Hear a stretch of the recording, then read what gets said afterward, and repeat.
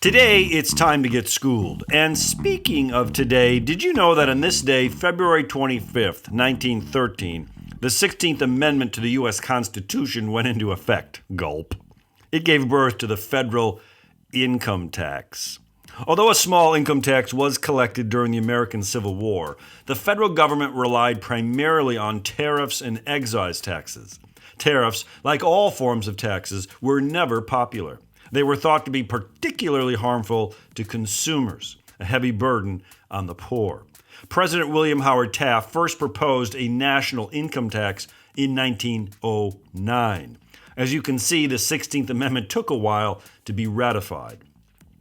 Its opponents were who you would expect, the industrial leaders of the Northeast. With the elections of 1912, however, progressivism was taking hold of American politics. The words spoken on the House floor when debating an income tax in 1909 seem to still resonate. I reiterate that through it only will it ever be possible for the government to be able to make the idle wealth pay its just share of the ever-increasing burden. What seems to be the powerful lesson of this little tale is that as much as we hate taxes, we pay far less than our grandparents did. Why do we complain so much? Everybody wants government services, but we just don't want to pay for it.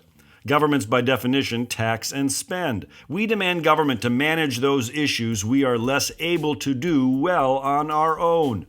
You might be surprised to know that our tax rates today would rank among the lowest in our history.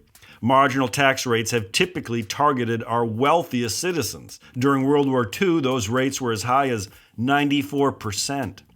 Even into the 1980s, rates for some exceeded 70%. And comparatively, taxes at all levels of U.S. government, according to recent reports, represents 24% of our total gross domestic product.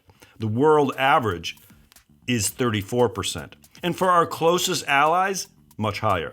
Listen, no one wants to pay taxes. But as my economics teacher always said, there is no such thing as a free lunch. My dad always appreciated Churchill's words, the price of greatness is responsibility. Psst, it's Prologue with MR.REVIEW. It's a podcast that is actively digging tons of earth to find an ounce of gold, striving for a more perfect union.